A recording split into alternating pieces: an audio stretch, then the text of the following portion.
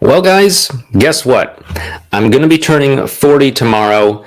Tomorrow's Saturday. I'm not going to work on Saturday, so I'm doing this video today. I can't believe it. I'm actually going to be 40. In honor of this, we're going to be covering 40 true facts about saving your relationship that I've gathered in doing all this relationship saving work, coaching, and all that sort of stuff since 2009. We do this kind of video every year, at least for the past 2 years. I started back during the initial COVID lockdowns with 38 tips because, I didn't have anything else better to do. So it's like, okay, let's just go live. I looked a little bit shaggy then because that was during the time when all the barber shops were closed. And if you're a guy, you probably lived through that moment where you're like, okay, yeah, we're locked down. Oh, wait, how am I supposed to get my hair cut? And you were just sort of like shaggy for a month or two. Anyway, we're going to go ahead and do this. It's going to be a little bit different. I'm probably going to do maybe about 10 tips or so. And then we'll stop and take a break and I'll make a couple announcements and then I'll check in and answer any super chats and all that. And then we'll get going again with the next 10 tips. Anyway, with that being said, before we go ahead and get started, I did also want to use this as a moment to let you know that we actually have a new course that we're just putting out here today. It's called Relationship Repair. I'm just going to go ahead and drop a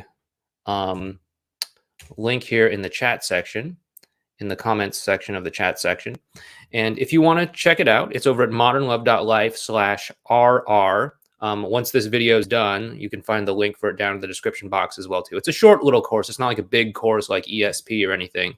It's just a short little one. I wanted to put something simple together to help folks because I know inflation is kind of a big thing right now. And a lot of people maybe don't have as much money as they typically would because they're paying more for groceries and gas and all that. But it's really just a short little course that's going to show you how to do things like have a same team conversation, how to build rapport, how to communicate, how to get on the same team, how to build connection and trust and all that sort of stuff. Anyway, if it seems like a good fit for you, feel free to check it out. With that being said, let's go ahead and get started here. Point number one, saving your relationship is probably going to take some time. I know there's a lot of folks out there that say, hey, you can use reverse psychology and get your ex to crawl back to you over broken shards of glass, in 24 hours or something. And, there's like a lot of hype. I get it. Hype is, how a lot of marketing works. But if we're going to be honest with you, is it possible to save your relationship in 24 hours? Maybe. I'm sure some people have done that.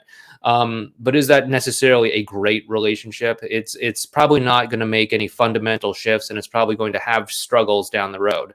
But if you want to do this right, if you really want to have a great relationship, and if you want to be sort of within the realm of what would be sort of considered like, hey, that's not surprising, I'd say 6 to 12 months is probably what it's going to take. That's to say, 6 to 12 months of you putting in the work, doing things that you need to do and all that. Not just 6 to 12 months of just, kind of passively sitting around, but, putting in the work and, sure, it's going to take some people less than 6 months. It's going to take some people longer than 6 months, but 6 to 12 months, it's just like, okay, that's not going to surprise me. If it doesn't happen after 12 months, okay, it's not necessarily a done deal. It just means that we need to stop and reflect and look at what we're doing. Is it working? Is it not working? Do we need to correct course in some way? Anyway, keep that in mind when you're going about this process. I know there's a lot of people out there that say, yeah, you could do it in a week. You can do it in a month. You can do it in 24 hours or something. I don't want you to be feeling bad if you're like, well, geez, it's been a lot more than 24 hours. Maybe this isn't going to work. Moving on to point number two, why is it going to take 6 to 12 months? It's because this is really a game of trust. When it comes to saving a relationship, building trust is going to be one of the most important things that you can focus on. Obviously, your partner is going to need to learn how to trust you again, but they're also going to need to learn how to trust themselves again and how to trust the dynamic between the two of you again. That was probably broken in some capacity when the two of you broke up for, whatever reason. It's not necessarily cheating or lying or anything, although that can be a thing.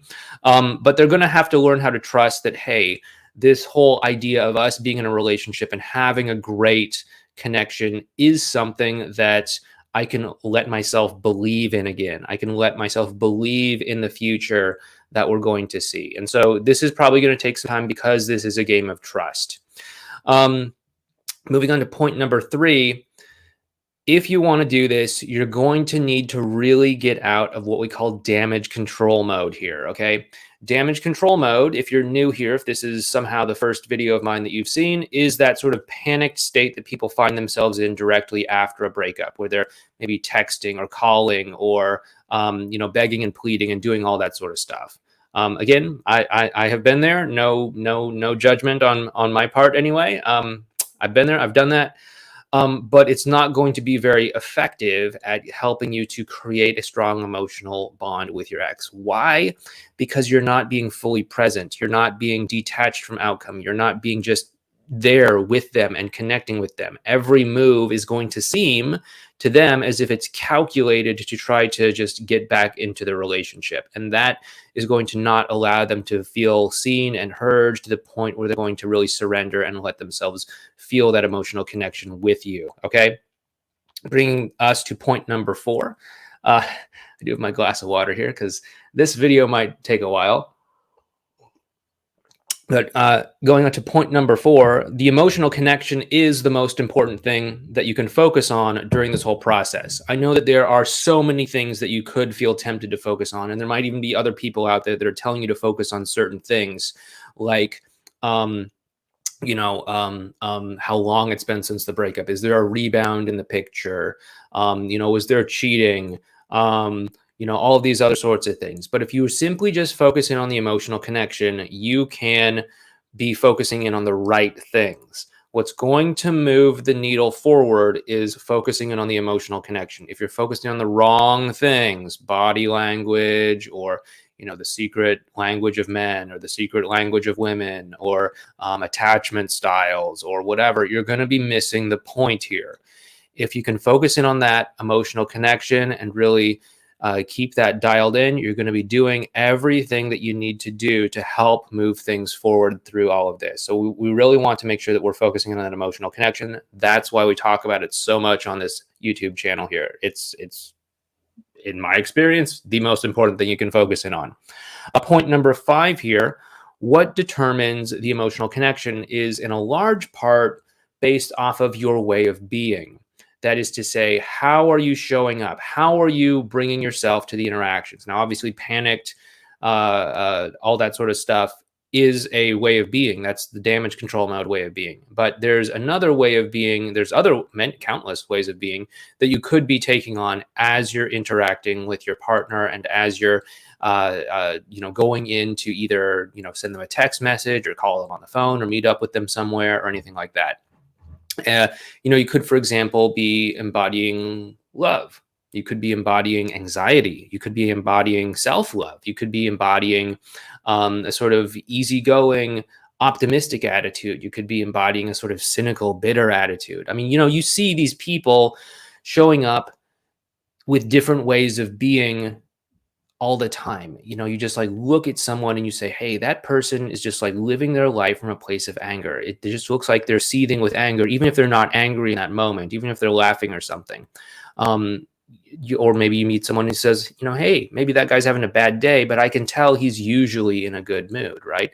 That's really a reflection of your way of being. And so we really want to work on cultivating that and making sure that it's aligned with what we want and making sure that it's aligned with where we want to go.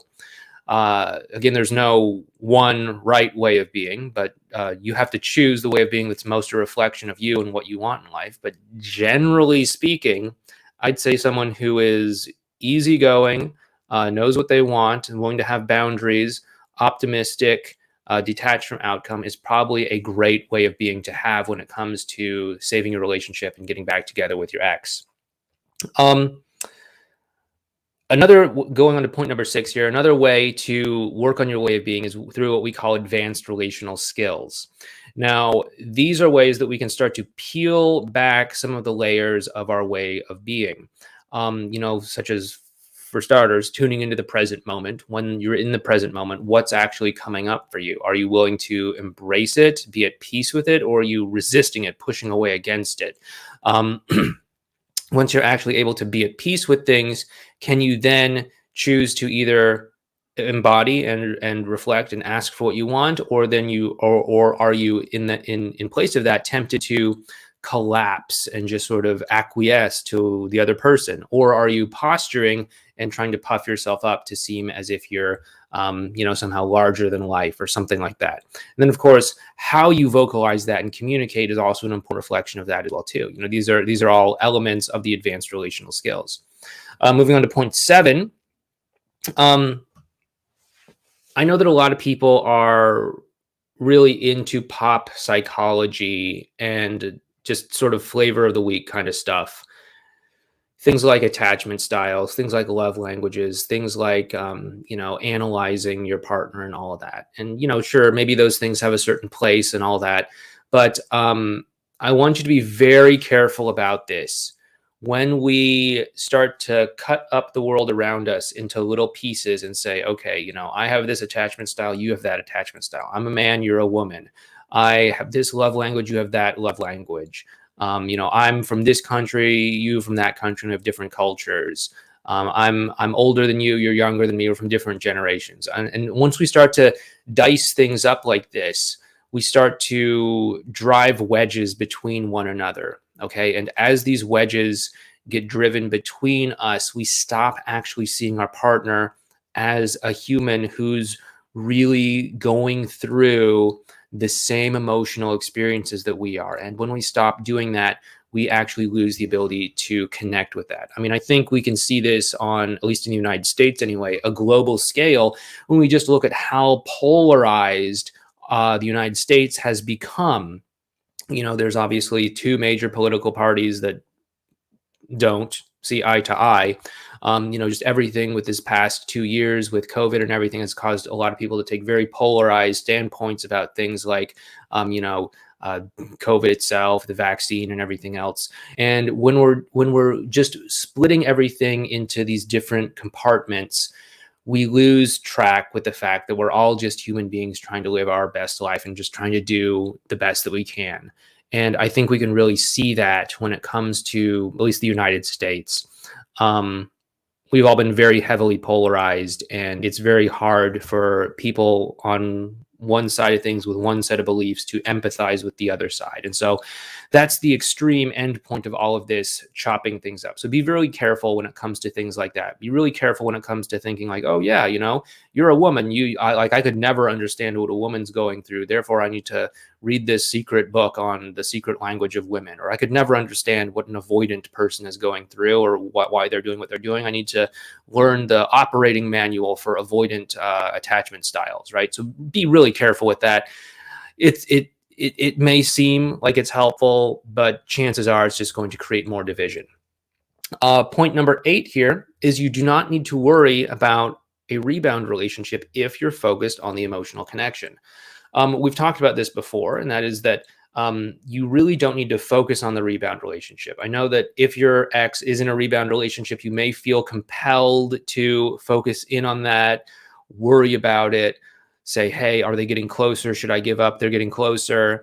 Are they pulling back? Do I still have a chance here? Am I just, like pining for nothing here?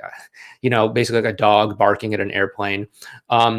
Or is there still something here? I know you're going to feel compelled to do that. I know you're going to feel compelled to badmouth the rebound to your ex if you're talking to them about it.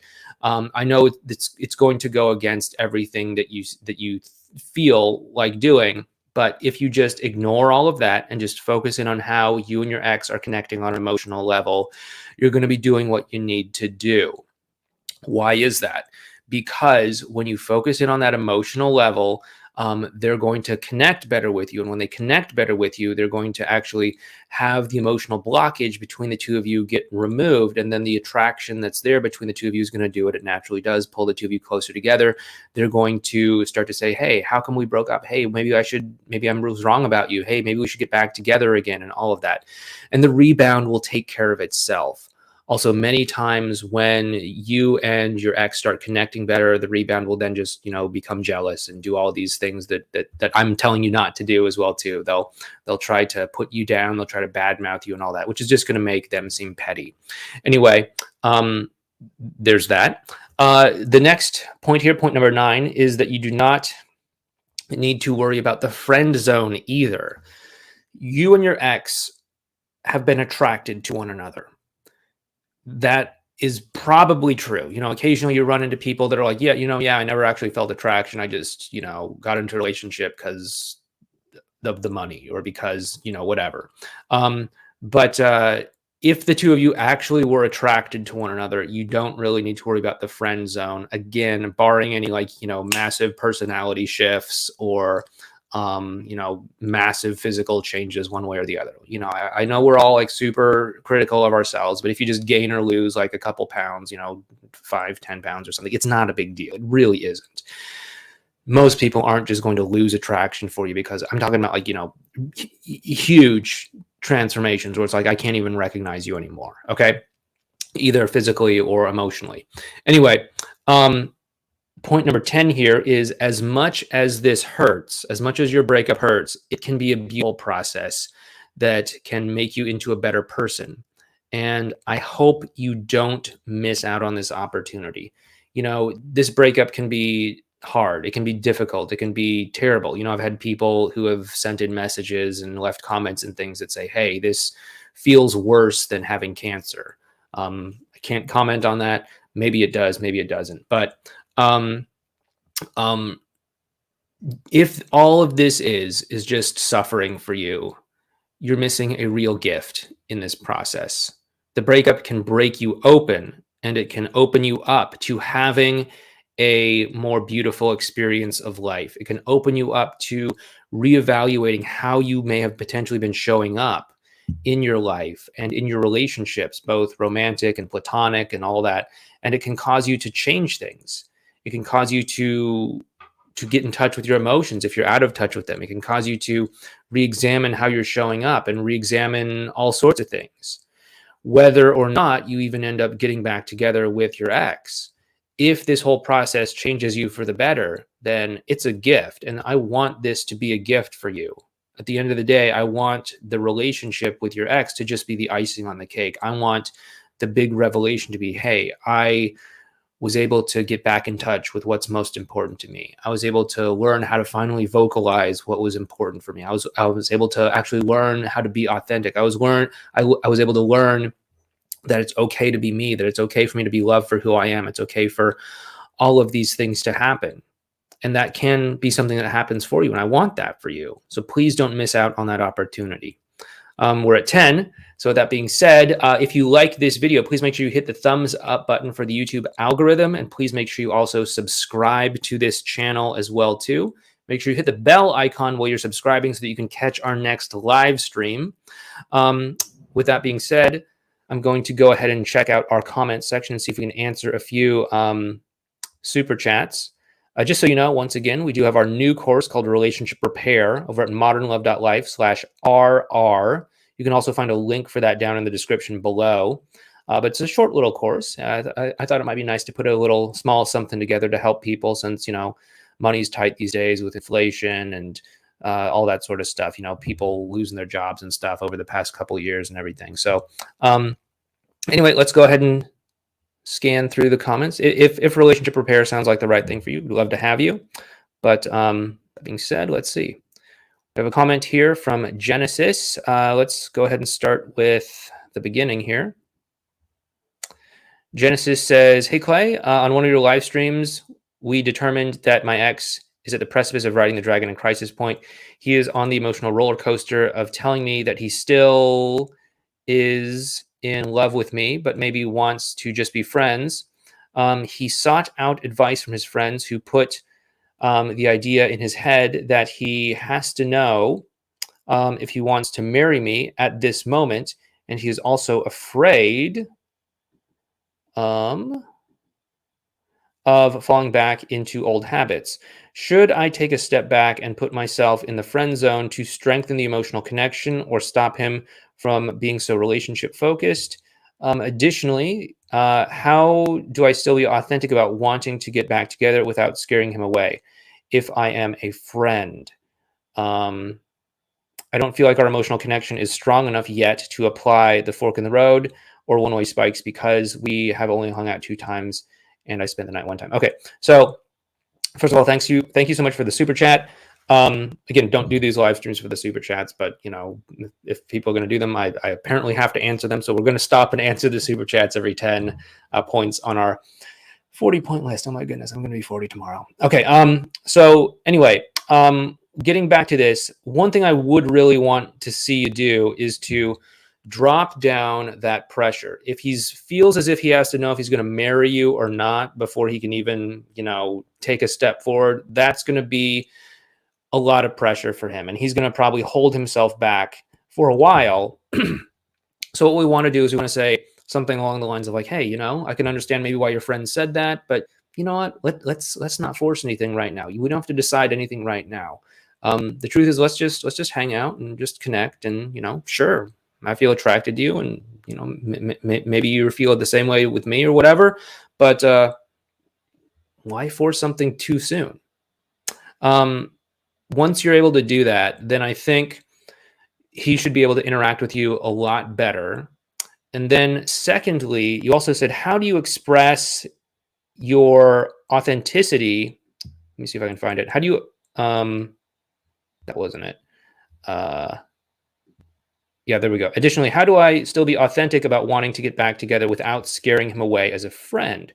Right. So what we want to do is we want to look at this as a way of saying like, okay, am I trying to get back together, or am I trying to get back together because I think it's going to result in some sort of connection? Now, from talking to most people out there, most people aren't just wanting to get back together to, tick the box and say, okay, great, I'm back together. Awesome. Let's move on.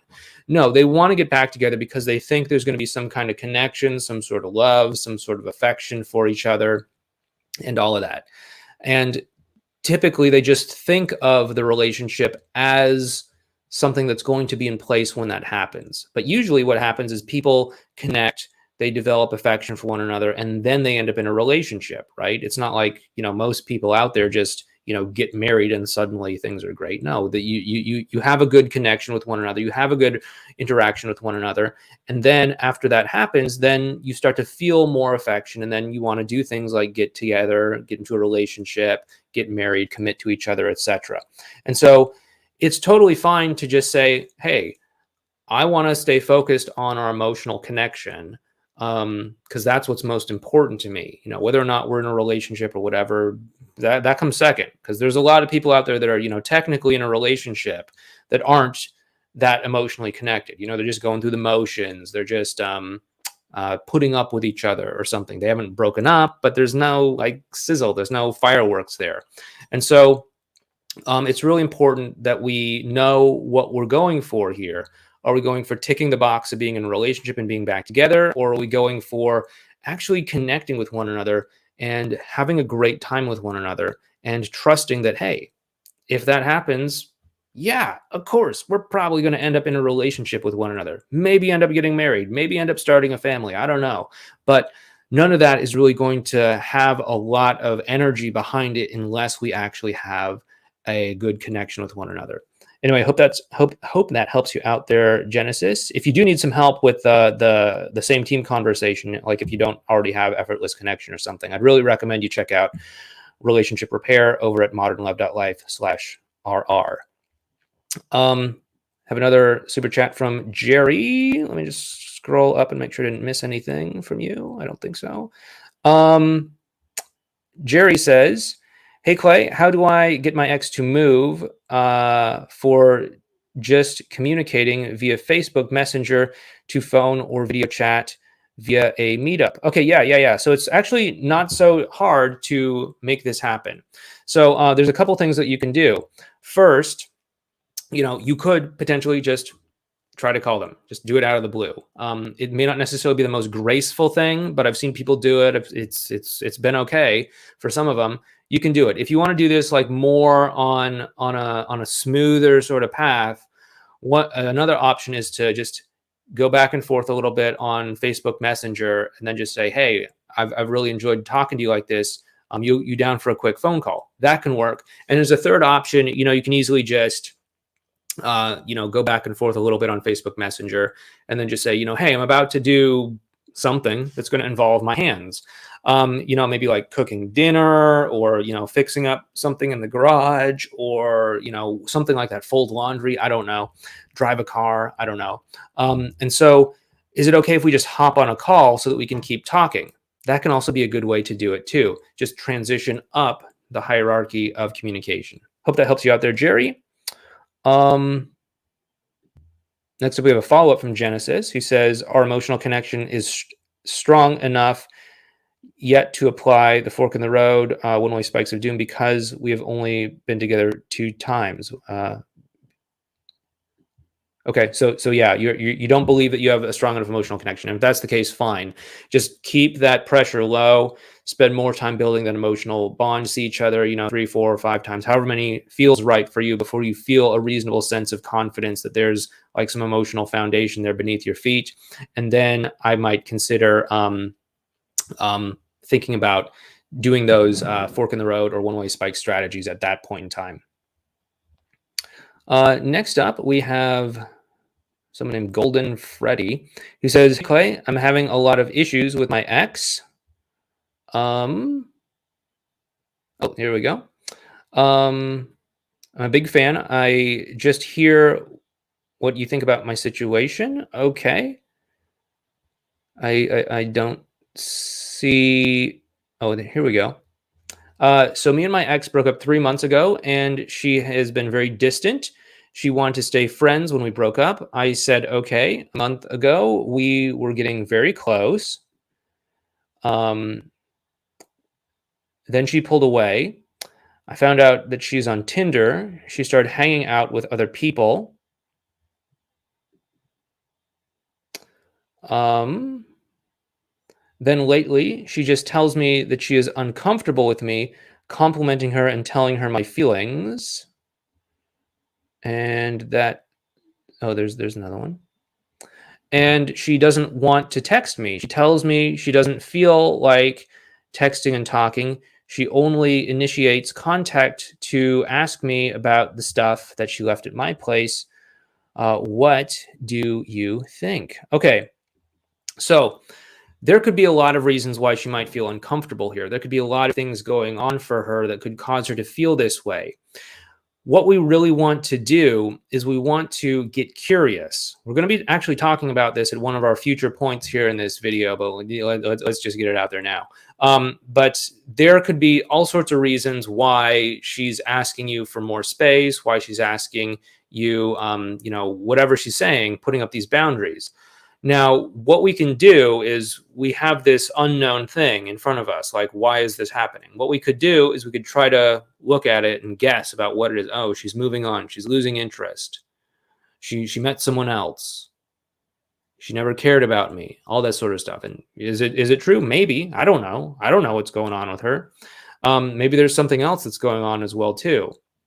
Maybe she just is uncertain how to interact with you because she doesn't know how the two of you are supposed to fit into each other's lives. I don't know. But rather than rushing to try and make sense of this, what if we just turned to her and said, hey, there's this thing. I don't quite understand what it is right here. Can you help me understand? And you can just simply say something like, hey, I don't want you to feel uncomfortable around me. Is there something I'm doing that's making you feel uncomfortable? If there is, let me know, because I don't want you to feel that way. If there's something else going on, please let me know too. And now she has the opportunity to come forward and say, yeah, actually, here's what it is. Or, yeah, I do feel uncomfortable about you. But now, rather than just having this unknown thing that maybe we're guessing in the dark, she's going to actually be able to come forward and say, actually, this is what it is. It's this specific thing right over here. Maybe I'm dating someone. Okay, drop the pressure. Maybe I don't know how we're supposed to interact with one another. Okay, that's another drop the pressure kind of thing there too.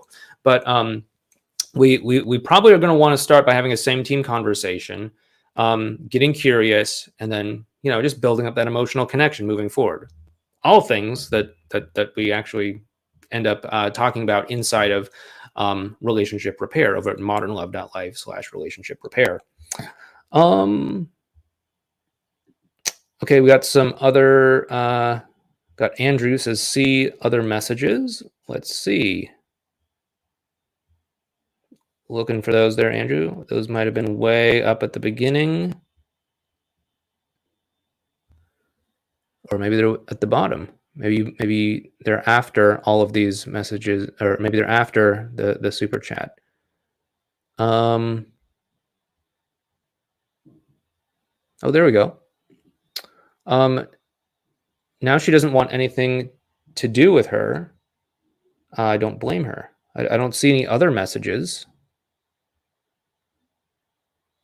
Am I missing something here? Oh, there we go. Oh, that's the continued. And then here we go. Maybe this is the first one. Maybe not. I don't know. Usually people don't start with honey. Anyway, honey, Clay. I think it's honestly Clay, maybe. I don't know. I'm not sure how my wife would feel about this. But anyway, I appreciate the work that you do. To keep it brief, my ex and I of 6 years have split up and moved out in November. Trust issues and doubts were the main reasons we spent 40 years apart, or 40 days apart, working on ourselves.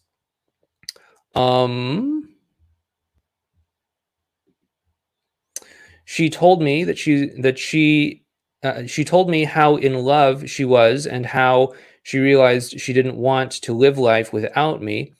We rekindled over the next 3 months and things were amazing. Then I lied. Do you have any tips? Okay, so first of all, we need to look at why you lied. I don't know what you lied about. I don't know why you lied, but go ahead and just go ahead and get clear on that, and then just tell her why you lied. Like, hey, honestly, I lied to you because I was worried that, if I didn't say the right thing, you wouldn't like me. Or I was worried that if I told you the truth, you wouldn't believe me. Or I was worried that if I told you the truth, it wouldn't look good on me and you'd think I was some terrible person and want to break up with me or something like that.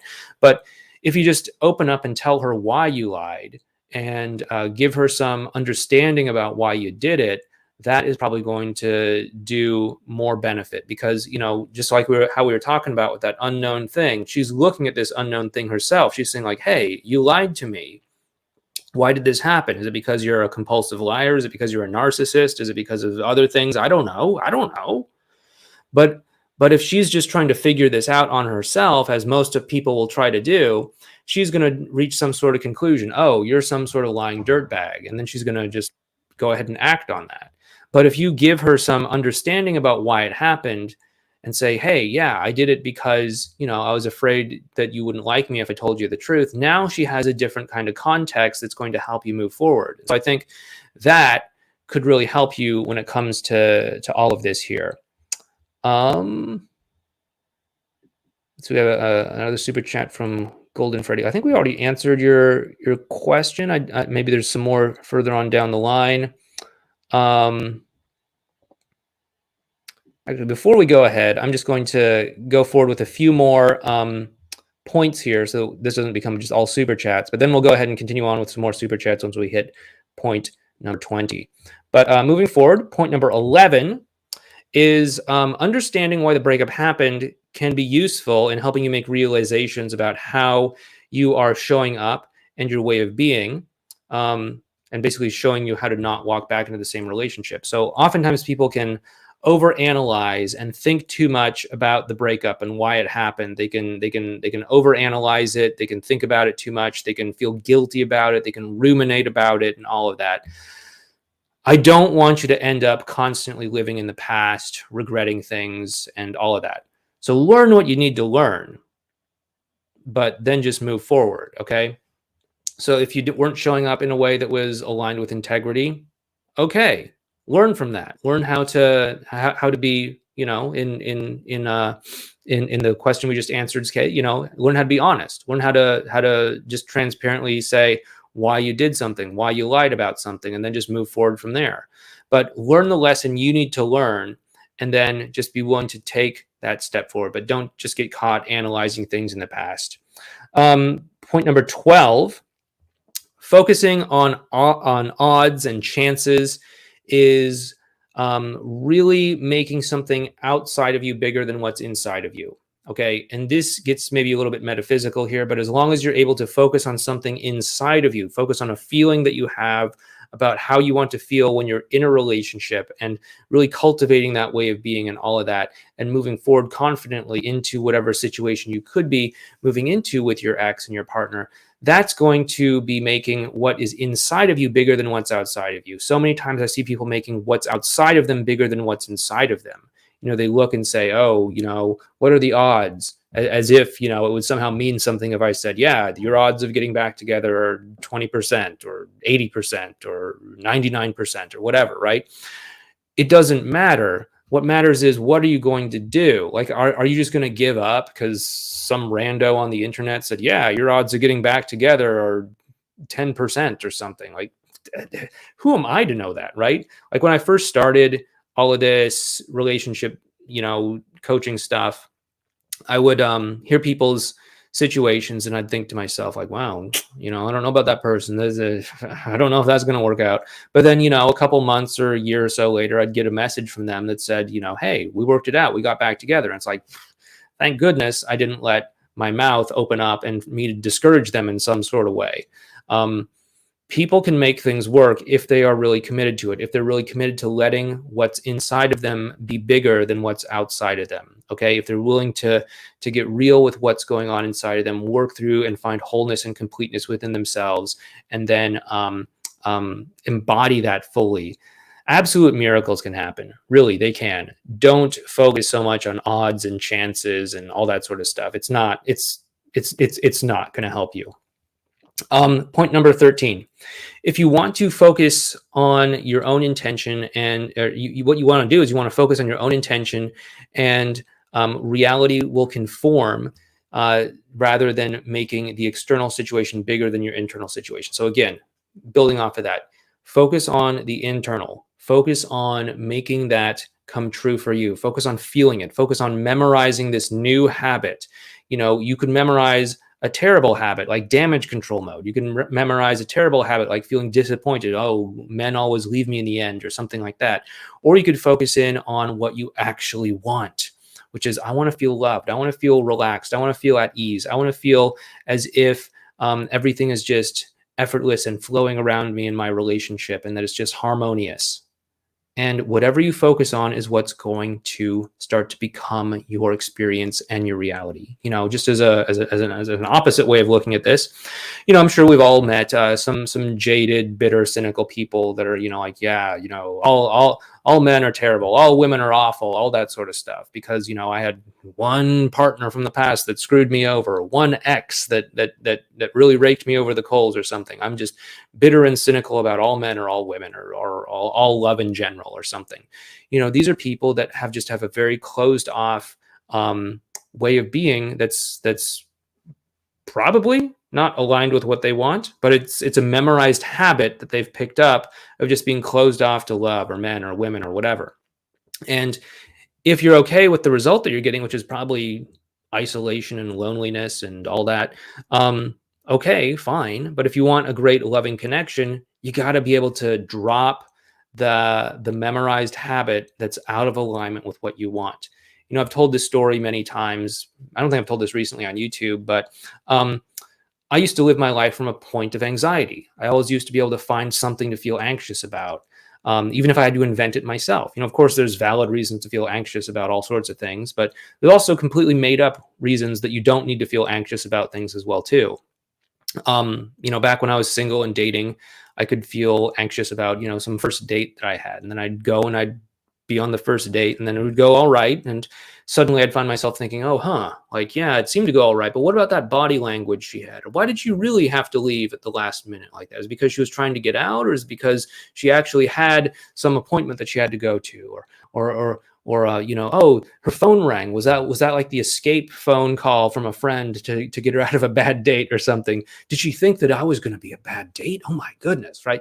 And so there's all these ways that a memorized way of being can show up in your life. And I was totally embodying anxiety back then. And once I was able to start to realize this and work through it, I was able to give that up and find a greater sense of security. You know, I can still feel the sort of tug of that anxiety from time to time, but I know what's going on and I know not to buy into it. I know not to listen to it. And I just, do whatever it is I need to do in that moment. Moving forward, point number 14, I want you to save your relationship for the right reason. Okay. Maybe the two of you are really connected and the two of you have some good compatibility going on. You want more or less the same things in life. You want a great experience. You want to do similar things together. You want to travel the world together. I don't know. And do it for the right reasons. Make sure you're doing it for the right reasons. Connecting and compatibility. Okay. Not for the wrong reasons, which are being like outcome focused or, I just got to get this relationship back together because we were together and now we're broken up. So I want us to be back together again. Or, hey, yeah, I know they're a narcissist, but I believe they can change or something like that. Like, don't get back together for the wrong reasons. Get back together for the right reasons, which are, connection, being connection focused, compatibility, shared vision, all that sort of stuff. But if you think that you can change your partner or make them be someone different, or if you just want to, be in a relationship to tick the box or say, hey, look at me, I got married before I turned 30 or 40 or whatever, then, hey, it's probably not the right reason to be in a relationship. Point number 15, be lovingly detached from the outcome and focus on the process. Even learn to love and enjoy the process. We talked about this back in, I think it was point 10 or something, but learn to enjoy and love the process of being in this journey. Breakups can be tough. They can stir up a lot of emotion, but learn to love it. Learn to love the journey of self-exploration and everything that gets revealed to you on this path, because it can be a powerful growth tool for you to open up yourself to a new way of life. I mean, just through the process of going through everything that I went through with my big ex, I learned how to actually be more in touch with my emotions and my feelings. And I learned how to recognize incompatibilities and learn what I really wanted and learn how to stand up for what I really wanted and learn how to give up my anxiety and learn how to confront all of my fears head on and learn how to do all sorts of things. And even if we were to get back together, if I hadn't learned all of these lessons, I can tell you that my experience of life would be much lower, much less enjoyable than if I had learned all of this. And so I want you to learn things. I want you to let this be a beautiful journey of growth for you, not just some, terrible experience and like, geez, if we get back together, great. But if we don't, then it will have all been a waste of time. Like, no, that is totally the wrong mindset to have. If you don't get back together, I want you to make this into a winning opportunity no matter what. Whether you get back together or don't get back together, I want you to come out of this a winner. I want you to come out of this a better person. I want you to come out of this in a way where you're more aligned with what you want and you can be more ready to receive the right relationship for you. And when you're that way, you're going to be lovingly detached from whether or not things work out between you and your ex. I mean, of course, you're going to have a normal human experience. You're going to,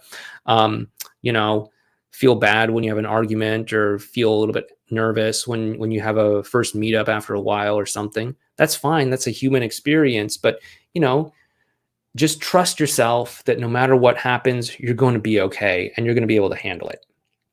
Point number 16, analyzing your partner pulls you out of the present moment, which is actually where we connect. Again, I know it's really easy to analyze our partner, body language, why'd they say this, why'd they say that. It's really easy to learn something and be like, oh yeah, they got an avoidant attachment style. Let me watch them and see if they're avoidant. Let me ask them this question and see if they're avoidant or something. But when you do that, you're not being present in the moment. You're not being present in the moment. When you can drop all of the analyzing the body language, or is this going to lead to us kissing at the end of the date, or is this going to lead to them apologizing for something or saying that they love me or whatever, you're not being in the present moment. And the thing is, when you are in the present moment, that's where you can create an emotional connection. If you're not being present, there could be all of these open doors of potential just flying past you, and you just keep not noticing them because you're too busy thinking about whatever it is, the body language, the sign, the last argument you had, the next argument that you have, a fear that they're going to bring up the rebound relationship or whatever. Just drop it all and be present, and you're going to have a much easier time connecting. Okay? Point number 17. True fact number 17. Be willing to call out a dynamic that is not working and to talk about it rather than just dancing around it. This is a big one that I see a lot of people do, a lot of even advanced people do in this whole journey thing. But they'll have a certain dynamic that's, okay enough, I guess. It's like, hey, at least we're talking, but they're not getting what they want. They're not getting a deep emotional connection. They're not getting the meetup. They're not, getting whatever it is. Maybe they're only having paper thin conversations. They're not talking about emotional things. I don't know. But rather than just pretending that it's okay and just hoping that if you just are physically present with one another enough that it's somehow going to fix itself, you got to be willing to talk about it. Be willing to have an uncomfortable conversation and say something like, hey, it seems like you're uncomfortable whenever we talk about the future. What's that all about? Or, hey, it seems like you pull back whenever I mention the two of us getting together in person and meeting up or something. Be willing to talk about it. Be willing to bring it forward and have a conversation about it. Because if you don't, you're going to be stuck trying to figure out what it means, trying to fill in the blank yourself rather than just having them tell you what it means. But also, you're just going to continue to perpetuate an uncomfortable dynamic that's not giving you what you want in the whole relationship itself. So we got to be careful about that. True fact number 18. Your goal with emotional connection is honesty and vulnerability, not happiness. I say that we want to have a positive emotional connection, and that can look like, it can look like happiness and jokes and all that sort of stuff and tickle fights and everything. Sure, it can, but that's not the goal. The goal isn't for us to always be happy and for us to always be having a good time. The goal for a positive emotional connection is for us to drop our armor, drop our masks, drop our acts that we could be putting on, and to just be real with one another, to be vulnerable with one another, to say, hey, it's uncomfortable to say this, but this is what I feel. Sometimes I'm afraid of telling people this, but this is what's going on with me. Sometimes I have my doubts about whether or not I made the right choice by breaking up. Sometimes I have my doubts about this or that or the other thing. And the more vulnerable we're able to be, the more intimacy we're actually able to build up between one another. And that is the main goal here. That's the ultimate thing when it comes to emotional connection. Okay?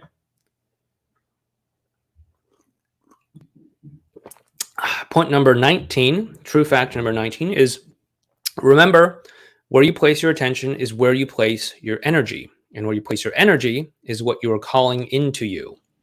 So, is your energy on what could go wrong? Is it on, your partner falling in love with someone else or some rebound swooping in or, something like that? Or is your attention on what's actually working, what you actually want, what you appreciate about things? Remember, where you place your attention is what you're investing your energy into. Are you worried that, hey, they're pulling back, they're going to cheat on me or something? Okay. Do you really believe that about your partner? Why do you want to be in a relationship with someone that you think could be cheating on you, that could have it in them to do that could have it in them to hurt you emotionally, intentionally or something? Why do you want that? And just know that the more you focus on that, the more you're going to be calling that into your life on an energetic level. Of course, the more you focus in on, hey, we can connect, we can have a great time, and we can do all these wonderful things together. And I appreciate all of that. Hey, look at that. You are calling me back. You are texting me back. We are opening up on an emotional level. Yeah, maybe you followed someone on Instagram or something, but who cares? We're talking. But you're not talking to them on the phone, whatever, I don't know. And as long as you're focusing on that, that's what's going to grow. So it's important to remember that. Point number 20 here is to take time to be empathetic and compassionate to where they are at without posturing or collapsing. Okay. So when it comes to this whole business about saving relationships, we've briefly touched on it in this video thus far, but you have the opportunity to, obviously collapse with your ex, where it's just like, hey, I'll do anything. Just let's get back together. I'm sorry. I'll do anything. I'll give you foot rubs every day for the rest of your life. Okay, a little bit exaggerated, but you get the idea, right? And then of course there's the opposite side of that pendulum as well too. Most people kind of discover this when they figure out that the whole collapsing thing doesn't work, which is like, hey, screw you. Either you're going to come with me and get together with coffee or not, because, I'm an alpha male and I'm just going to call my shots and you're going to fall in line or something. Like there's that side of things too. And so what we want to do is recognize that both extremes are, number one, inauthentic, but also number two, going to disconnect us from actually connecting on an emotional level because they are inauthentic. Now, we all do have emotional experiences and we all feel things emotionally. And I want us to remember that because the emotions are what actually pull us together and create the emotional connection, right? We can all have different experiences in life, but we've all probably felt happy at some point, sad at some point, anxious at some point, embarrassed at some point, afraid at some point, nervous at some point, hopeful at some point. The circumstances could have been different for sure, but we've probably all felt these ways at one point or other. And so dropping this posture collapse game and just saying, you know what, I'm just going to be true to who I am and authentic to who I am and transparent about who I am, that is actually going to be the most impactful and the most empowering thing that's going to create the strongest emotional and relationship bond between two people. Okay. With that being said, we're at number 20. So we're going to take another break here. Once again, if you like this video, thanks so much. Please make sure you hit the thumbs up button for the video. Also, if you're new here, if this is the first video of mine you've seen, please feel free to subscribe to this channel and hit the bell icon. Even if you've been watching for a while but you haven't actually subscribed yet, please make sure you hit the bell icon and subscribe as well too. We're going to do more live streams like this. We've been doing them for the past, 2 months or so. And I'd love to get the chance to interact with you on these live streams, but you're not going to necessarily know that they're going on unless you are subscribed to the channel and hit the bell icon. Anyway, with that being said, we also do have our new course called Relationship Repair over at modernlove.life/RR. Please feel free to check that out if you'd like to learn more about some quick little things that you can do to start to get you and your partner on the same team, start to build rapport, and start to actually have better communication with one another. It's not like a full-blown course like Effortless Connection or ESP or anything like that. It's just like a small little thing to help you get started on your path and to start building some of that good same team vibes between the two of you to get you off to a good start. I wanted to make a small something because I know that a lot of people are kind of pinched financially with inflation and all that sort of stuff going on these days. So feel free to check it out over at modernlove.life/RR. With that being said, let's get back to the super chats and see what folks are talking about.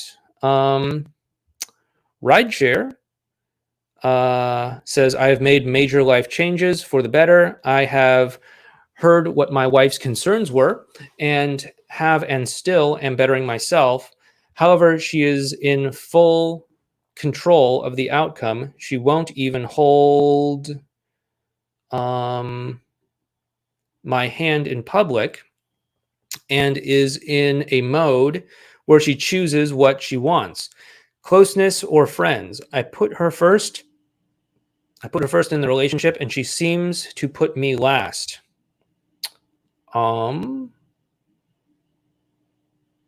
I feel like a security blanket. Okay, and that's basically what I'm seeing from Rideshare here.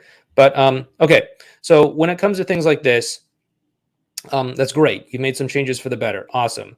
You've heard what her concerns were, and you are bettering yourself. However, she's in full control. Okay, so that's what I wanted to talk about here. She is in full control. What do you mean by that? I'm guessing that it's very obvious that you want to get back together, and she is the one who gets to choose whether or not she's going to get back together with you. I'm guessing that's what that means. Now, what it sounds like here is that there's a little bit too much of a focus on attachment to outcome. That's to say that, like, okay, this has to work out where we're together again. And if we instead take our focus off of that and instead focus on, okay, here's a woman, we used to be married, maybe we still technically are, I don't know, but we're separated. And let me just get a chance to know where she is. If she's going to be rude or unconsiderate or not thoughtful towards me, I'm going to do what a self-respecting person would do and take a step back or enforce some sort of boundary or something like that. But, I'm here. I'm ready to connect. I'm ready to take it easy. I'm ready to have a great time. I'm ready to have an emotional connection with you. I'm ready to be honest with you.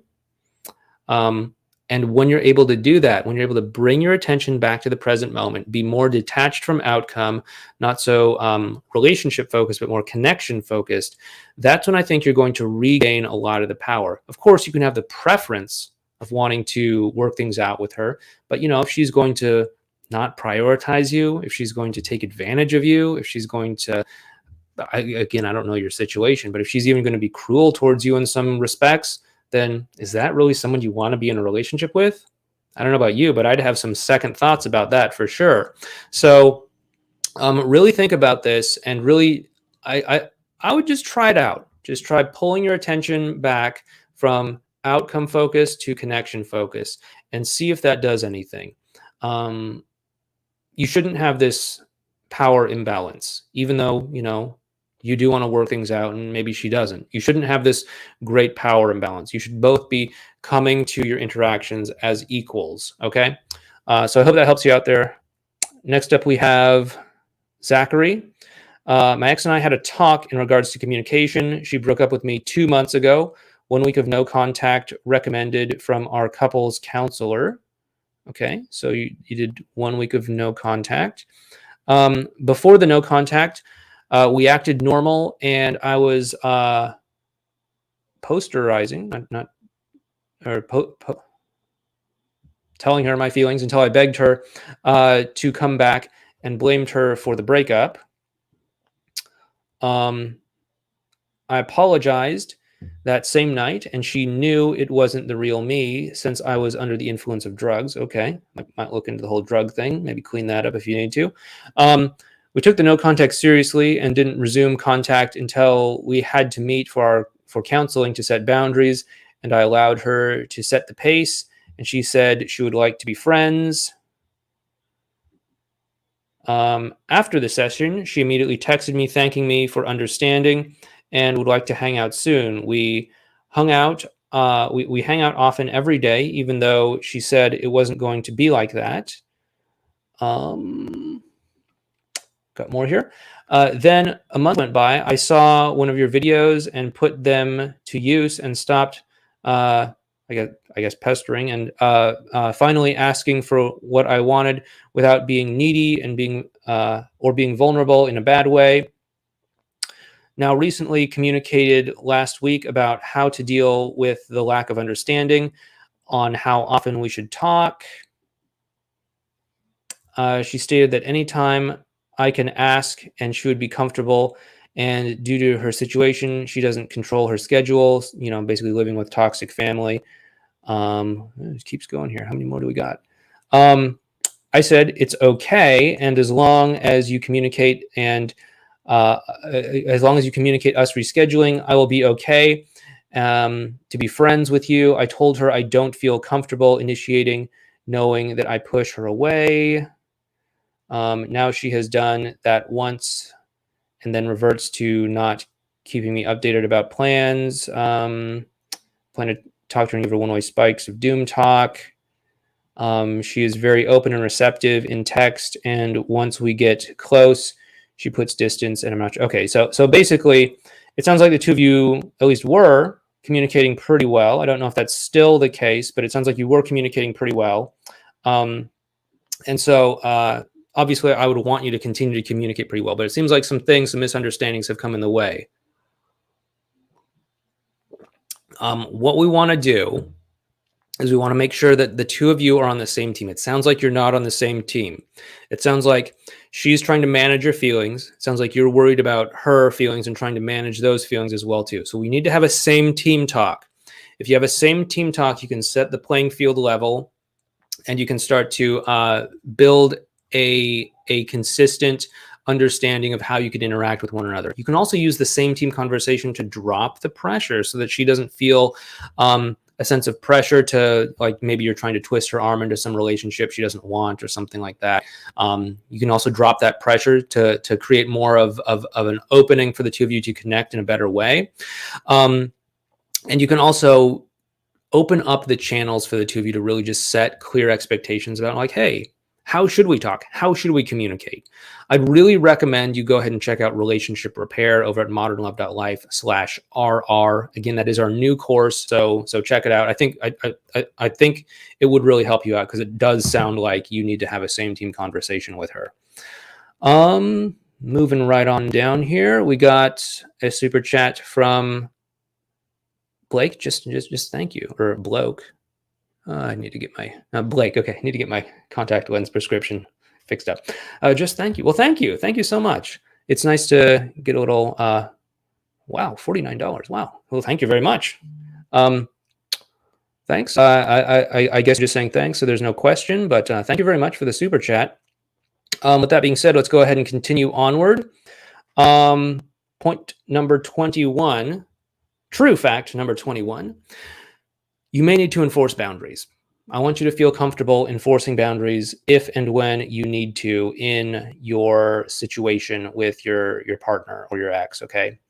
There are people out there who will maybe try to push your boundaries, who will maybe try to take advantage of you, who will maybe try to get something out of you just for their own benefit.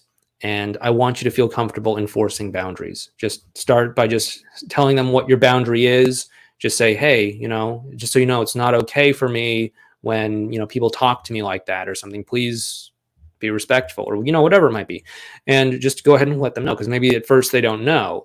And then if they continue to do it, just say, hey, don't do that, please. Then third time, okay, hey, if you do that again, I'm going to have to leave. Then fourth time, okay, see ya, I'm leaving. Okay. The only exception to this is, of course, with violence, right? If someone's ever like getting violent with you, just get out of there. I mean, like, none of y'all should be in a relationship with anyone who's violent with you. Just don't do it. There's no upside to this. I don't care if they were mad. I don't care if they're having a bad day. Like, I mean, you have to be like a toddler or younger to not understand that it's not okay to hit people. Okay. Most people understand this. And if that is something that's not getting through someone else's head, you're probably better off just not being in a relationship with them, just having them out of your life as much as possible and just moving on. Okay. True fact number 22. Are you aligned with being in a great relationship or not? This is kind of like one of those big things we want to look at here. But every action we have, and every action our partner has as well too, is either something that's aligned with being in a great relationship, or it's not aligned with being in a great relationship. Choosing to stick up for your friends over your partner. Is that something that someone who's in a great relationship would do? Or is that something that someone who wants to be single would do? Telling the truth to your partner. Is that something that someone who would be in a great relationship would do? Or is that something that someone who would want to be single and dumped would do? Being honest about feelings. Is that something that someone who would be in a great relationship would do? Yeah, probably. Or is that something that someone who wants to be single and frustrated and lonely would do? No, the single frustrated person would probably hide their feelings and not share them, right? So we want to be thinking about things through that lens as well too. If you start thinking about things that way, is this something that is aligned with the behaviors of someone in a great relationship? Or is this something that's aligned with someone who is alone and bitter and cynical? That's a good lens to start looking at some things through. True fact number 23. Oh my goodness, we're only at 23. I'm just thinking about my life when I was 23 and how young and naive I was. But anyway, because again, we're going through 40 true facts here, because I'm turning 40 tomorrow. So every time I say a number, I kind of think about what my life was like when I was that age. But anyway, 23. Don't get into a relationship with a narcissist. Trust me, don't do this. Don't do it. Don't do it. I will sometimes talk to people who are dealing with narcissists in their lives.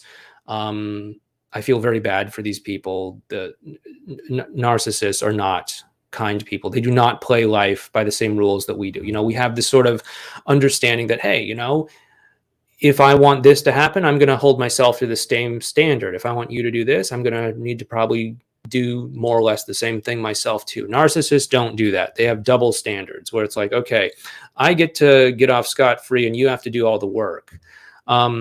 Or other sorts of terrible things as well too. They don't tell you the truth, because if they fess up to the truth, then it's going to make them look bad. So they have to tell you something that's going to make them look good, even though it's not true. And then when you confront them on it, they tell you that you're lying, and they make it about you, and all these lovely sorts of things. You shouldn't be in a relationship with a narcissist. No one out there should be in a relationship with a narcissist. The world would probably be better off if all of these people just, said, hey, I should just be single, and I'm just going to not be in a relationship. And that would be great. That would be great. The abuse that I hear people tell me about their situations, just the trauma, just the insane drama and everything like that, it's not a good experience. I've heard all sorts of just crazy stories like, yeah, I'm going to go fly from New York to Tokyo to meet up with you. And then, the very first thing we do is we have an argument, and you tell me to head back and kick me out and all that sort of stuff. And so I just wasted, however many thousands of dollars and however many hours on airplanes and stuff just to have an argument. And it's like, you deserve better than that. You do. Everyone watching this deserves better than to be in a relationship with a narcissist. Anyway, moving on. 24. You have to accept them as they are. Don't hope that you can change them.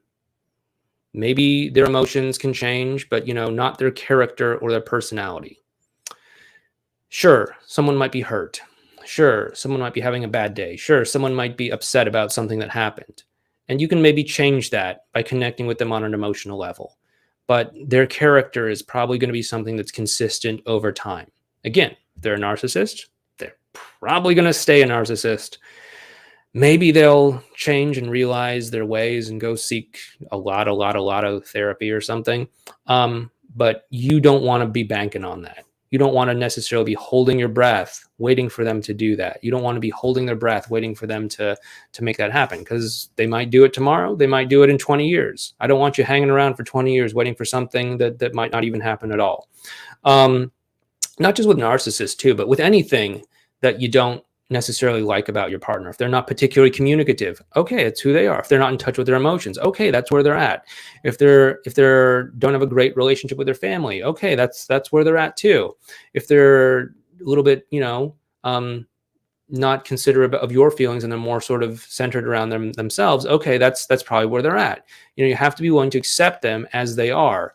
Can people change? Yeah, sure they do. But again, we don't know when your ex might change. We don't know when they might shape up. We don't know when any of this might happen. So I want you to actually be making your choices based off of what you're actually seeing, actual progress that you are seeing with them, not just potential, or wouldn't it be great if they just, got the addiction under control or whatever. You just have to be willing to accept them as they are. And if you say, okay, that's who they are, they're addicted to, I don't know, some drug or something like that. Is that something you want in your life? Got to think about it. Got to think about it and make a choice. For some people, it's going to be okay. In which case, all right, go forward, move forward with that. If it's not okay with you though, then you know what you got to do. You got to cut it and find a relationship with someone who doesn't have that particular issue. Let's just go ahead and work on that throat. Okay. But basically, just building off of that, we want to take the past experiences that we've had with them. I guess I should do it this way since it's mirrored, I think. We want to take the past experiences we've had with them and pick them up and say, okay, if this was going to continue on, like let's say you've known them for 5 years. Okay, if we just pick that up and just project it out 5 more years into the future, what's it going to be like? What's it going to be like with the, drug addiction? What's it going to be like with the temper tantrums? What's it going to be like with the physical abuse? What's it going to be like with the, shutting down when things get hard? What's it going to be like with the non-responsiveness, right? We got to really think about that. Got to really think about it. Anyway, point number 25, true fact number 25 about getting back together with your ex. This may seem strange, but have fun on this journey. You might as well, since you're on the journey anyway, you might as well enjoy it. And I seriously, hope that you eventually end up doing all of this work and all of this stuff because you actually care about your own experience. You actually care about your own life. I know a lot of times people will come because they just want the relationship to work out or they're in a tough spot or something. And, okay, awesome, great.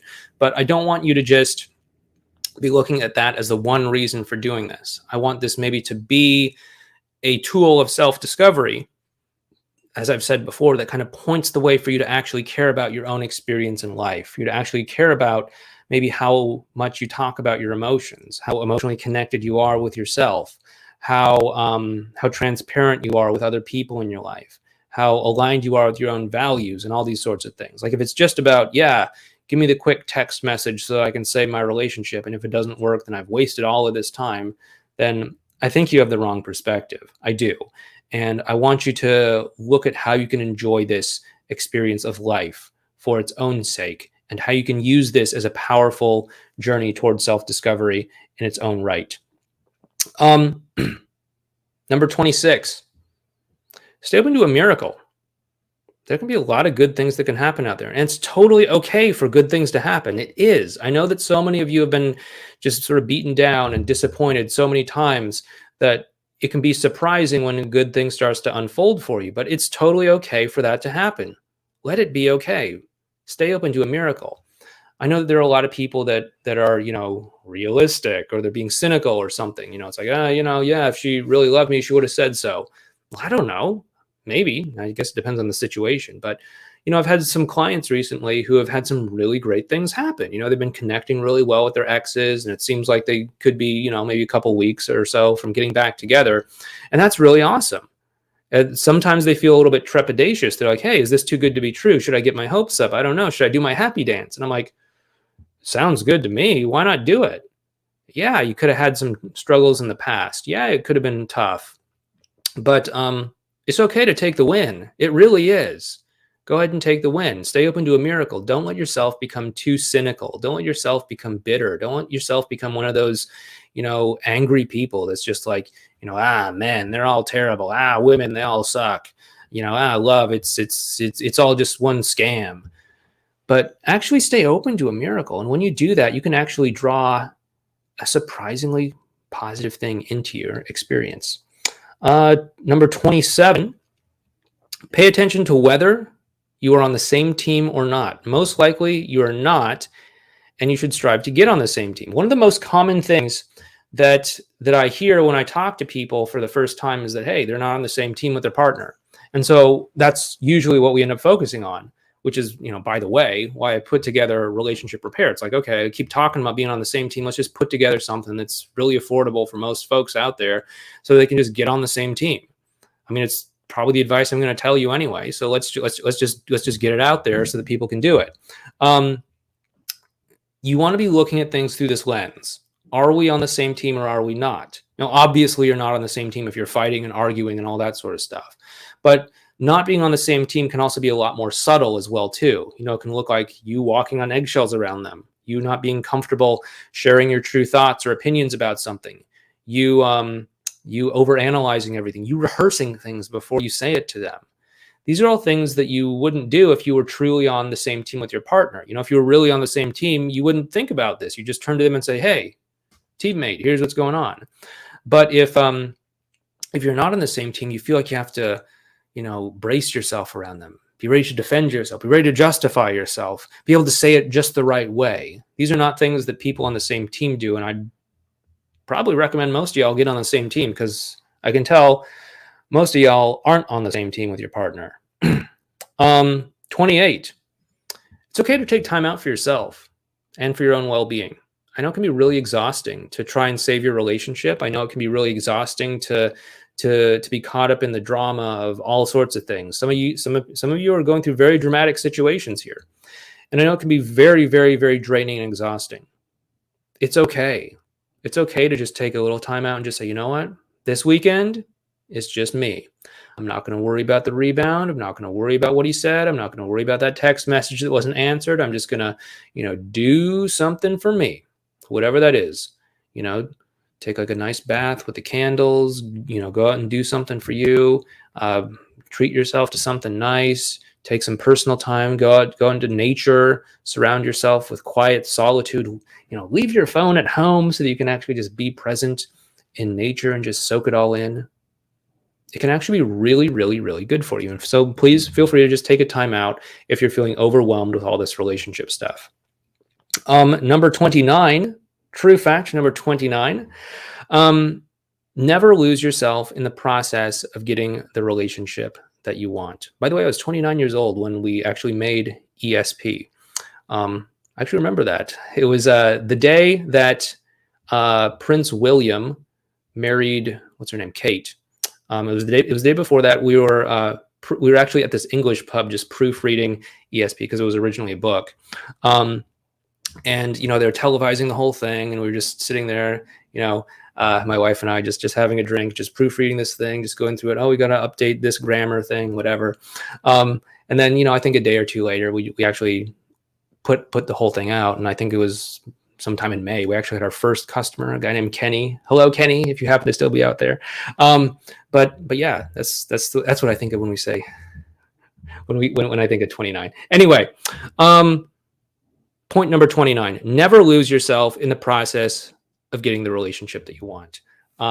Again, the goal here isn't just to get the relationship. The goal here is to get the right relationship where you can show up being honest with yourself. You can show up being who you truly are. You can show up expressing what is truly important for you, being open, authentic, transparent, and all of that. It can be sometimes intimidating to show up that way.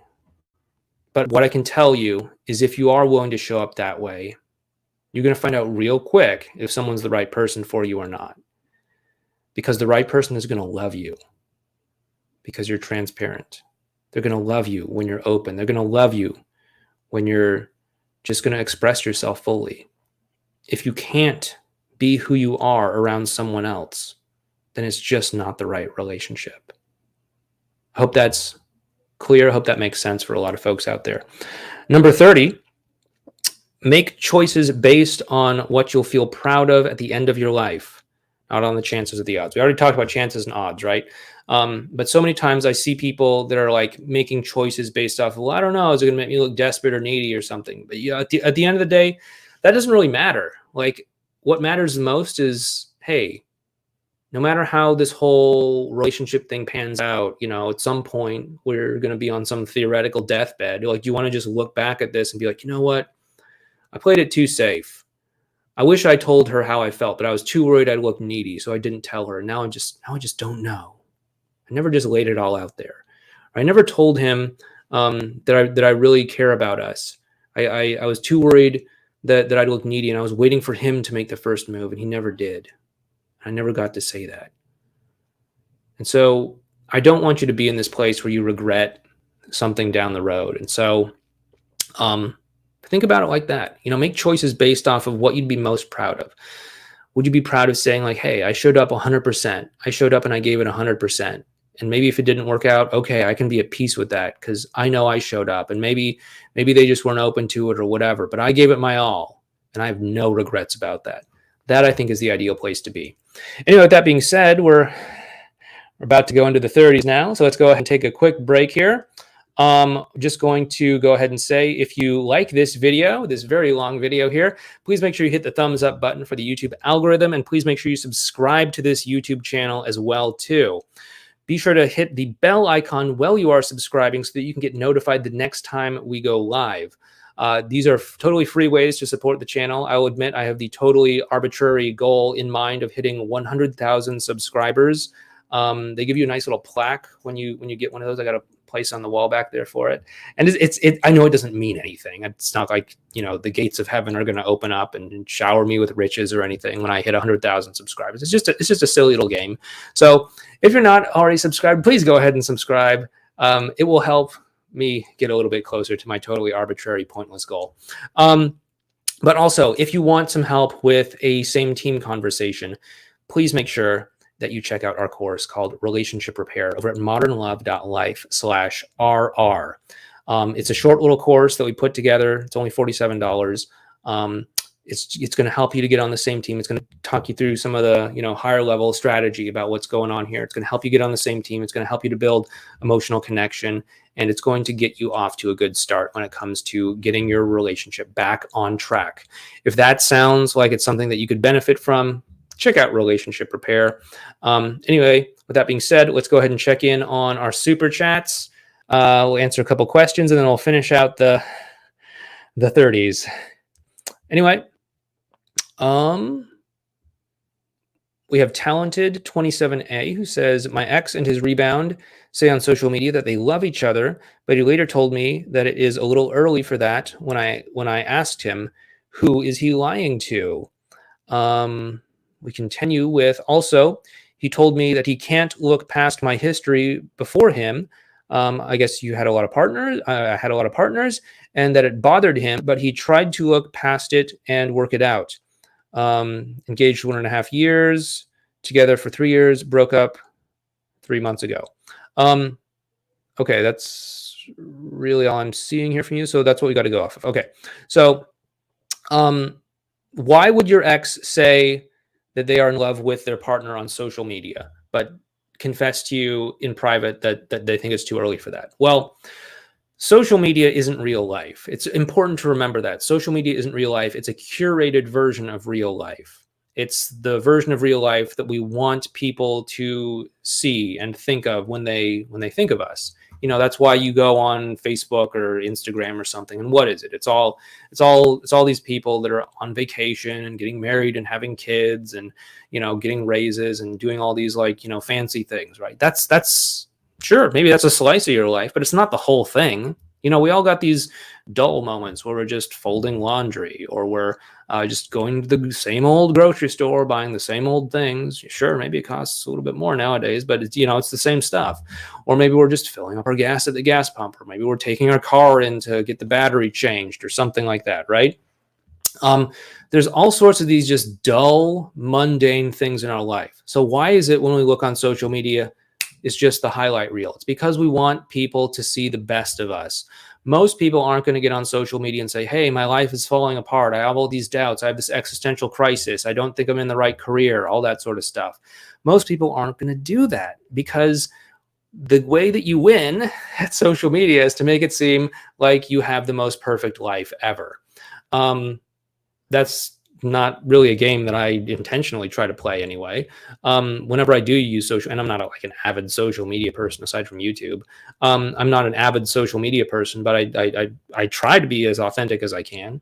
I don't know, maybe it doesn't come across that way, but I try to show the whole picture as best I can. And so she may have said this on social media because she wants to put out that message that, hey, look at me, I'm doing great. I have this wonderful relationship. We love each other. Maybe we have some, great adventure that we're doing together or something. Look at me. It's all so great. But then, when you're actually talking to her, you're going to get the real scoop, which is probably that, hey, actually, I don't know about this relationship, right? People aren't going to post it the other way around, where they're like, yeah, I don't know about my boyfriend. Maybe we should break it. No, they're not going to do that. So at least most of us aren't going to do that. But so just know that what you're getting on social media is just a filtered, curated version of her life, and it's not necessarily the full picture. And I would put a lot more stock in what you have in personal interactions with her than I would in any sort of social media behavior. And that goes for everyone.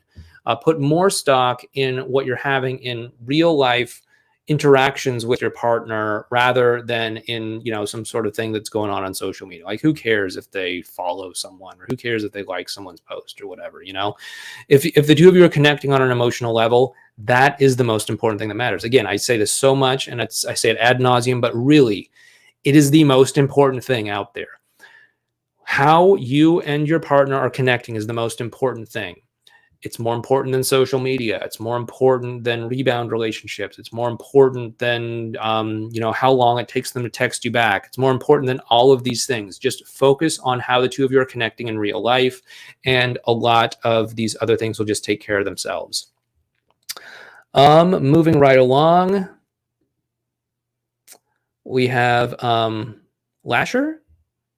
Let's see. Is there a comment here? I see Booker. I don't see Lasher. I don't see a comment here, Lasher. Okay, well, maybe you're just sending me a nice $5 super chat. In which case, thank you very much. If I see your comment later on, I'll get to it. There's a ton of comments here today. Anna says super sticker. Yeah, I guess that's a thing. I don't know much about it, but thanks for that. There's something from Anna. Hello, Clay. I've been listening to affirmations while I sleep for 3 weeks. I love the change in my thoughts. Wow, that's great. Yeah. I haven't talked about that much, but about I don't know, 3 months or so ago, I put together this affirmation recording. It's 8 hours long. You can go ahead and listen to it while you're sleeping to basically reprogram your mind, your subconscious mind, while you're sleeping. And you can go ahead and find it right up there. I'll go ahead and link it there, maybe about an hour and 25 minutes into this whole call. Check it out. Listen to it for the 8 hours while you're sleeping for a month or so, and just see what happens. I'd love to hear more about what's gone on with you, Anna, as a result of doing that. I've been doing various versions of that for a while now myself. I made my own recording just based off of certain things I'm working through in my own life. Thanks for reminding me to talk about that.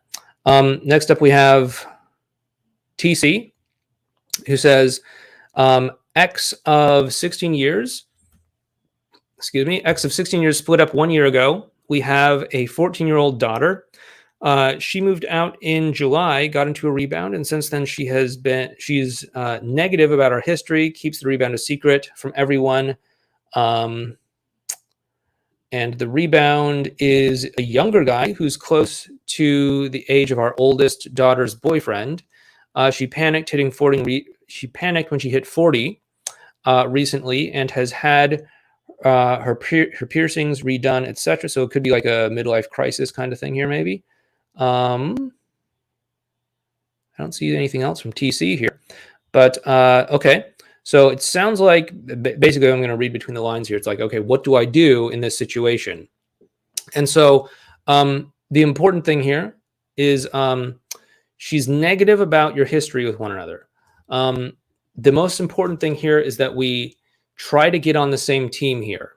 It sounds like she's not seeing you as on the same team. I don't know all the details about the breakup, why it happened, if you're in the wrong, if she's in the wrong, if whatever is going on. I don't know. But it sounds like the two of you really aren't on the same team. So I'd really recommend getting on the same team. And I'd recommend trying to just have some sort of agreement where it's like, okay, hey, our kid, our youngest kid is, I guess, 14. I don't know. So, we're at least going to be in each other's lives for probably at least the next 4 years. Let's at least be friendly about it. I don't want to squabble and fight with you and do all that. Let's at least be friendly about it. And then once you can get on the same team, have a same team conversation. Then once you can get on the same team, start to rebuild the rapport. If she starts to become negative or combative, anchor back to the same team conversation so that you can get her back on track with being on the same team. Remind her that happened, and then use that to then go forward and continue to build the emotional connection. I think that's going to be the most important thing for you to focus in on there, because again, what's the most important thing? It's the emotional connection, right? And so if you do that, then you're going to be focusing on the right thing. We got to get on the same team. And then after that, we want to build emotional connection through things like rapport, through things like advanced relational skills, etc. And then again, don't worry about the rebound. It sounds like she's going through some sort of midlife crisis kind of thing. It's like, oops, I hit 40. Hey, I'm going to hit 40 tomorrow. I hope I don't do anything crazy. Probably not. But some people just respond to things differently because, I don't know, maybe they're just deferring their life for whatever reason. And now it's like, oh my goodness, I'm 40. The time is running out. I got to do it now. So I don't think I'm deferring a whole lot. I do all kinds of crazy things, like apparently move to Mexico for 3 months. But she might not necessarily be in the same boat. So if you just stay emotionally connected to her, just be really curious about what her experience is, you're going to be able to stay connected to her through this whole thing. Keep that same team dynamic. Stay curious, stay connected to her emotionally, ask lots of questions. Don't go into attack mode when it comes to the rebound. Just stay focused on the emotional connection, because the emotional connection is the most important thing. Remember that, okay? And I think you're going to be doing yourself a lot of good in this sort of situation here. Let me just keep scrolling down. Looks like that's what we got for now. So we'll just go ahead with the next set here. True fact number 31. You don't need to make meaning out of everything that your ex does. Chances are that a lot of it actually has more to do with them and really not a whole lot to do with you at all. Why didn't they text you back? It's probably not because you said anything too over the top or too off color or anything like that, or too emotional. It's probably just maybe because they got busy. Maybe because they're just going through their own emotions and they just don't know how to respond to you right now. And they just need a day or two to think about it. I don't know. Why did they make that cryptic comment? Who knows? Maybe they just were. I mean, like I have a client whose ex posts a lot of really confusing poetry, and it's easy for her to see it and get caught up and be like, hey, is that like about me? Is that like you falling in love with someone else? But he recently just confessed her when she asked him about it. He's just like, no, I'm just getting some creative juices flowing, and it's the middle of the night or something.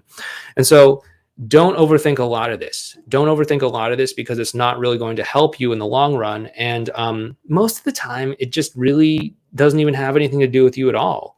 People forget phones at home. People, lose battery. People forget to respond. People sometimes type up something and think that they pushed the button that sent it out, but really it's just kind of sitting there in the draft mode still. Like that happened to me with my mom, a week ago. Don't worry about it. Don't overthink it. Just as long as you're showing up in a way that you're feeling proud of yourself, as long as you're living aligned with your values, that's all you need to worry about. 32, no contact is not the one true way. In fact, it's not even very helpful many times. I know there's a lot of folks out there that say no contact is the thing you got to do. Just do no contact. It works 100% of the time. They always come crawling back over broken shards of glass. They'll miss you after 30 days, and they'll confess their undying love to you because you just didn't contact them, right? Can it happen for some folks? Sure. It can happen for some folks, right? Yeah, sure. I'll admit, back when my big ex and I were going through our second breakup, I did no contact for the first time. I didn't do it our first time, but I did it the second time we broke up. And it did work. She reached out to me. But I've also talked to so many people that have done no contact, and it just hasn't worked. The ex never reaches out. The ex doesn't want to talk to you after no contact. The ex is still reluctant to interact with you, and basically no contact was just a waste of time. At least the way that these people are doing it. They weren't focusing in on how they're showing up and working through their emotions. They're just like, okay, the most important thing is that I don't contact them. Obviously, what you do when you're not contacting them is also important too, but that's a topic for another time. No contact is not the one tool, the one true path to making this all work. It can be useful at times, just like how it can be helpful to have a hammer. But not every job is going to require a hammer. I actually recently built this shelf behind me. It's nothing complicated. It's just a couple 2x10s and some angle irons. But when you're a married guy with a kid, you only have a few minutes every day to work on it. So it took me a while. I got to cut the wood one day, sand it down the next day, oil it up the next day, drill some holes the day after that. And it takes a while. But I'd use many different tools to make this thing. It's not just a matter of one hammer. It's not just a matter of one screwdriver. It's not just a matter of one circular saw. It's all these different things that you got to know when to use at the right time. And of course, you have to know when to use them at the right time. You can't just, use a hammer when you should be using a saw. Same way as, you shouldn't be using no contact whenever you and your ex get into a fight. Whenever you find out that they're confused, you shouldn't just retaliate by doing no contact. You want to know when the right time to do something is. Because no contact can actually be a tricky thing, because it could potentially send out the wrong message. If you're sending out the message, when the going gets tough, I run away, which you could potentially do if you're using no contact in the wrong way, you could be sending out an anti-relationship signal. That is to say, you could be sending out a signal to your partner who might be wanting to have a real, genuine relationship with you. And you could be sending out a signal to them that says, hey, I'm not relationship material. Run away. be with someone else. So you really want to be careful about knowing when to use each individual tool in the process. But, I know there's a lot of folks out there that say do no contact. It has its time and place. It's not the holy grail or anything like that. Be careful with that. Moving on, believe in yourself more than you believe in statistics or odds or experts or even me. I want to empower you to have the tools you need to live your own relationship life and to do the right things for your life and yourself and whatever you need to do in your relationship. I don't want you to just constantly be looking to me to say, what do I do next? What do I say next? Sure, there might be an initial learning period where we need to go through something like that, but I want you to learn how to know what's going on your own and how to respond to that on your own. I can't speak for other experts, but I want you to stand on your own. I don't want you to be doing things that don't seem right to you, even if John Gottman says it, or even if, statistics say that you should do this, or even if odds say that, the divorce rate is 50%, or, that if you have been through one divorce, you're like 75% likely to get a second divorce or whatever, right? I don't want you to be living your life based off of these things. At the end of the day, you got to stand on your own feet. You got to figure out what to do on your own. I'm hoping that what I'm telling you can resonate with you. And if it seems true to you and your situation, hey, go ahead and use it. But if you're hearing me and you're like, I don't know about this Clay guy, like, I think that you really do want to focus on like meddling in your ex's rebound and destroying it from the inside out and all that. Okay, fine. Go find someone else who can help you do that. But that in my experience is not the best way to deal with a rebound relationship. Or if you think that mind games are important, okay, fine. I'm not your guy. I'm not your guy if you think mind games are important, or if you think no contact is the one true way. I'm not your guy. Go find some path that'll help you do that, or just, figure it out on your own. But I want you to listen to yourself. I want you to listen to yourself more than you listen to any other voice out there. More than you listen to, well-intended friends that say, hey, you should give up, or more than you listen to some other expert or some other coach or some other author or some other YouTuber or someone else. Find out what makes the most sense for you. And, sure, take in other people's opinions and use that to weigh it. But don't let it pollute you, and don't let it make you do something that causes you to doubt yourself and to put someone else's voice higher than your own. 34, the goal here is to be in a great relationship, even if that means not being with your ex. I really want to make that point go home, because it's really important. I know that this channel is mostly about, getting back together with your ex, but not everyone should be getting back together with their ex.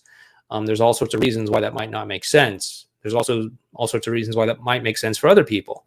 But I don't want to make it seem like I'm single-mindedly trying to get you back together with your ex. I want you to be in a great relationship. And the best way that you can do that is to raise your standards and to remove yourself from situations that don't match your standards, okay? Learn how to love yourself. Learn how to express yourself. Learn how to be authentic. Learn how to vocalize what you want. Learn how to set boundaries. Learn what you're worth. Learn to value yourself enough to know that, hey, I'm better than some sort of toxic relationship or something like that. And then as you do that, you're going to find that a lot of things start shifting around you. Maybe suddenly you'll have less patience for people that just aren't aligned with you. Maybe you'll start repelling the wrong people to you and drawing the right people to you. That is a win. Like, if I get you to love yourself enough that you actually don't want to be with your toxic ex anymore, and you actually end up in a relationship with someone else, hey, I will take that as a success story. Now, all those people that are like, yeah, what are the odds? What are my chances of getting my ex back? Like, obviously they're missing this whole point. So I want you to look at the big picture here and say, hey, I want to be in an awesome relationship. That's what I'd really like for you. 35, at the end of the day, make choices by who you want to be and how you want to live with those actions, not based off of what other people think or whether or not it looks good or makes you look needy or anything like that. But again, live by what your values are. If your values are to go after it, then go after it. If your values are to play it safe, then play it safe. But don't think that you need to play it safe and hold back and wait for them to make the first move if everything is telling you go after it. I mean, as long as you're like not in damage control mode or something like that. So really just think about like, hey, how is it I want to live with these things here? 36, which by the way is how old I was when my daughter was born. 36. Be careful about filling in the blanks. This is what we were talking about earlier, but be careful about filling in the blanks. Take on the curious stance. If you don't know why your partner didn't respond to you, rather than just assuming that they didn't do it because they're falling out of love with you or because they don't like you anymore, or because you said something too much in the last message or something like that. Just recognize here's an unknown thing in front of me. Instead of me trying to fill it in with something that could be wrong, what if I just said, hey, why don't you come over here and help me fill this in here? Hey, I don't understand what you mean when you say, yeah, I need a little bit of time. What does that mean for you?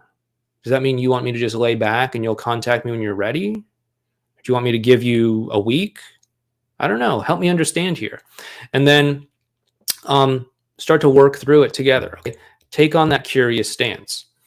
37, even though we may all have different experiences in life, the common denominator is that we all have the same emotions under the surface. And this is the key fundamental underlying factor to an emotional connection is we really want to acknowledge that, hey, yeah, we have different experiences in life. I'm from one part of the world. You're probably from a different part of the world. We probably grew up in different towns.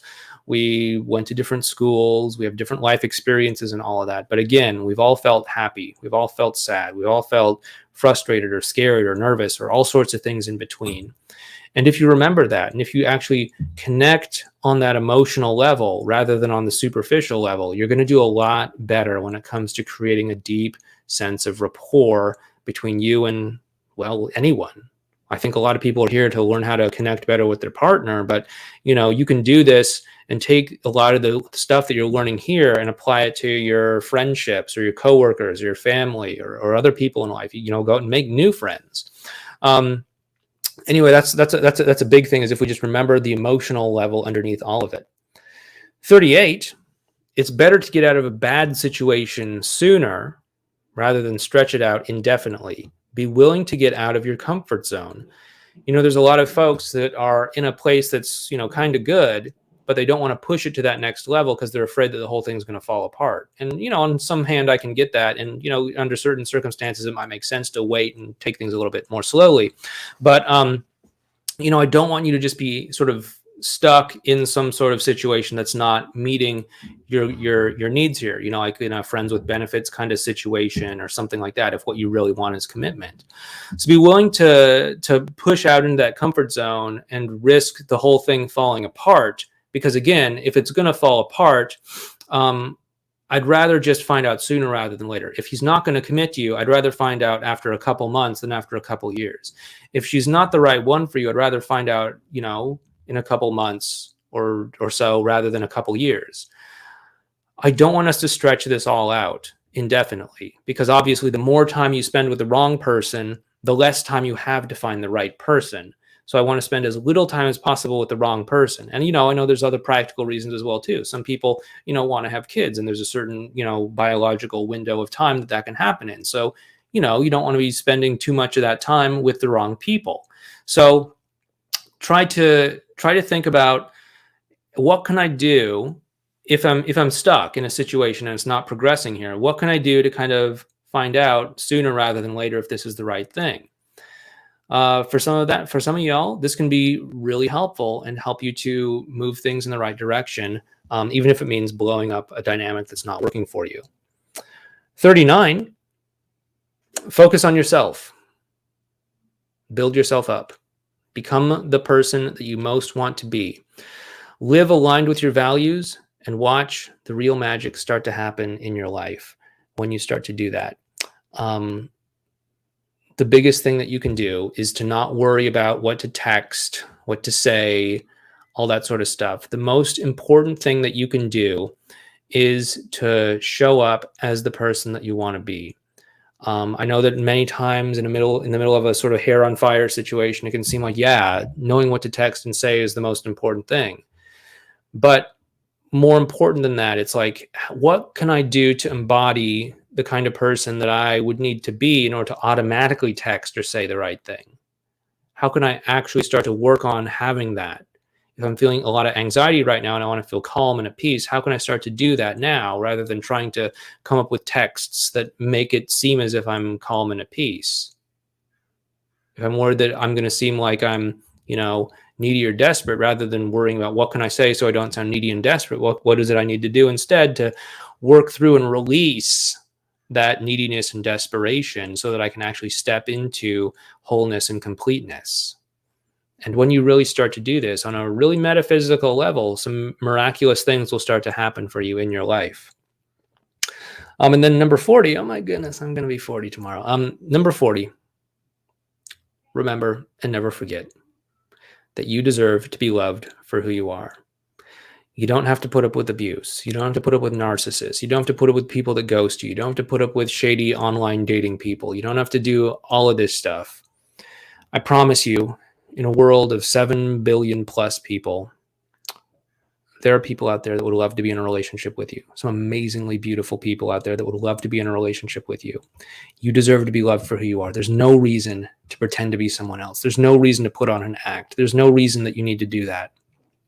I can understand that you might feel as if you need to for all sorts of reasons, but at the end of the day, you deserve to be loved for who you are, and I don't want you to ever forget that. Please, if you've liked this video, hit the thumbs up button for the YouTube algorithm, subscribe to this channel, hit the bell icon while you're subscribing, and if it seems like a good fit for you, if you want to learn how to have a same team conversation, please check out Relationship Repair over at modernlove.life/RR. With that being said, let's finish this out. I think there's one more super chat here. It's a follow-up from CT or TC. Struggling with emotional connection. She will only talk about their daughter, says that I confuse her. What I say challenges and rewrites the history, is pushing me to sell the house and seems to detest me. Started seeing Rebound secretly in a hotel room more recently, was in damage control after I found out about the Rebound far too long. After 12 months, is all hope lost? Why the secrecy over the Rebound? Struggling with emotional connection. She'll only talk about the daughter. Okay, yeah, that's what we said before. Okay, so I mean, what I'd really recommend is really try to get on the same team with her. It sounds like you're definitely not on the same team. It sounds like there's a lot of hurt and pain. Again, I don't know the nature of this. If you need to apologize for something, if you feel bad about something, hey, go ahead and apologize for it. But if other than that, I think you really got to get on the same team. If she refuses to do that, if she refuses to work through things with you, if she refuses to act like a civil, decent person, then, maybe she's just really not the one, at least not right now.